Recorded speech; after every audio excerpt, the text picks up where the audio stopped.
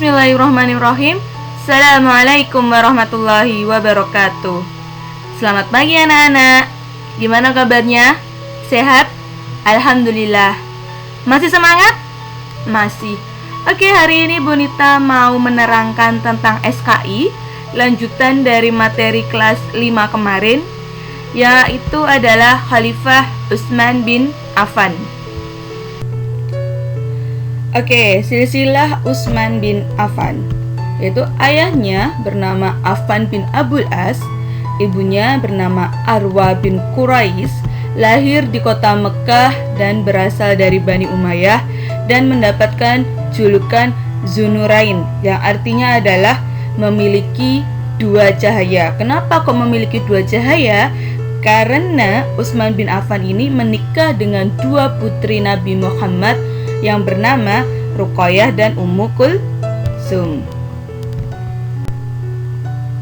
Sifat-sifat Utsman bin Affan. Yang pertama adalah rendah hati. Yang kedua, dermawan. Sampai-sampai Utsman bin Affan ini dikatakan orang yang paling dermawan di kalangan kaum Quraisy karena tidak ada seorang pun yang lebih dermawan daripada Utsman bin Affan. Yang ketiga, pemalu.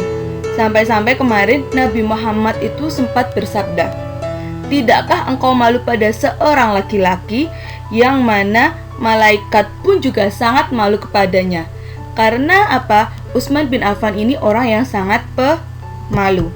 Yang keempat, pemaaf. Yang kelima, rela berkorban.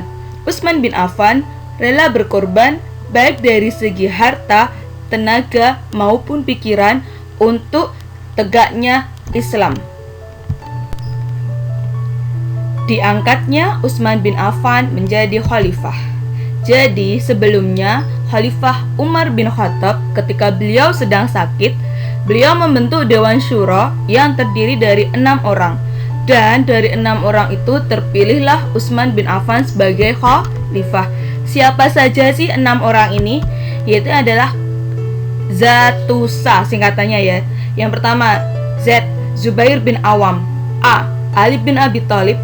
T. Talhah bin Ubaidillah. U. Utsman bin Affan. S.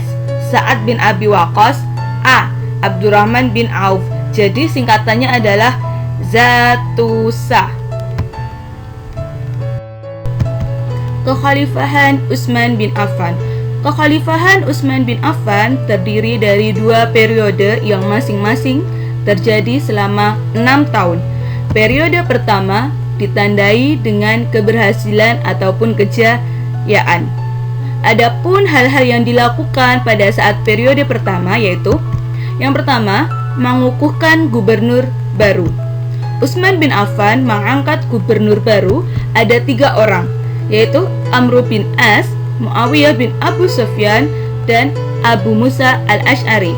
Selain itu, Marwan bin Hakam, sepupu dari Utsman bin Affan, diangkat sebagai sekretaris negara. Yang kedua, menguasai wilayah.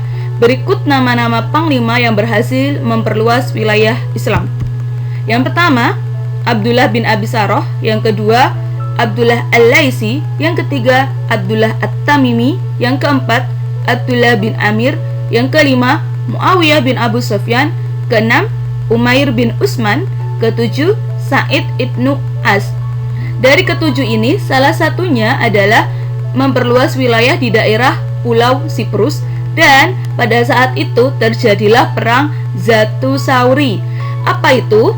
Yaitu perang laut pertama yang dilakukan oleh kaum muslimin. Jasa-jasa Khalifah Utsman bin Affan. Yang pertama adalah menyusun mushaf Al-Quran. Utsman bin Affan membuat panitia untuk menyusun mushaf Al-Quran. Panitia ini diketuai oleh Zaid bin Sabit dan tugasnya adalah menyalin ulang ayat-ayat Al-Quran di dalam sebuah buku yang disebut mushaf. Yang kedua adalah merenovasi Masjid Nabawi. Jadi masjid peninggalan dari Nabi Muhammad ini dulunya itu masih kecil dan sederhana. Lah, pada kekhalifahan Utsman bin Affan, karena semakin banyak orang yang sudah memeluk agama Islam, Akhirnya masjid ini direnovasi agar lebih luas dan megah dan bisa menampung jamaah untuk sholat di Masjid Nabawi. Dan yang ketiga adalah membangun armada angkatan laut. Jadi dulu itu perang tidak hanya di daratan saja, tetapi sudah mulai perang di daerah lautan juga. Oleh karena itu, Utsman bin Affan membangun armada angkatan laut karena usulan dari Muawiyah bin Abu Sufyan. Oke, kekhalifahan Utsman bin Affan. Periode yang kedua yang ditandai dengan adanya pemberontakan ataupun perpecahan. Dan pada saat ini ada peristiwa fitnah yang disebabkan oleh beberapa hal. Yang pertama adalah Utsman bin Affan mengangkat pejabat dari kalangan keluarganya. Salah satunya adalah Marwan bin Hakam yang merupakan sepupu dari Utsman bin Affan diangkat sebagai sekretaris negara. Yang kedua atau yang B, kesederhanaan dan kemurahan hati Utsman bin Affan membuatnya tidak bisa bersikap tegas. Yang C, hilangnya pengaruh kaum Ansar dan Bani Hashim dalam pemerintahan Islam. Jadi kaum Ansar dan Bani Hashim kehilangan hak-hak mereka dalam pemerintahan Islam. Yang D ataupun yang keempat, pembuangan Abu Dzar Al-Ghifari telah membangkitkan kemarahan kaum muslimin. Abu Dzar Al-Ghifari merupakan orang yang soleh dan dia selalu membela kepentingan rakyat-rakyat kecil dan meminta para orang-orang kaya untuk menyisihkan hartanya.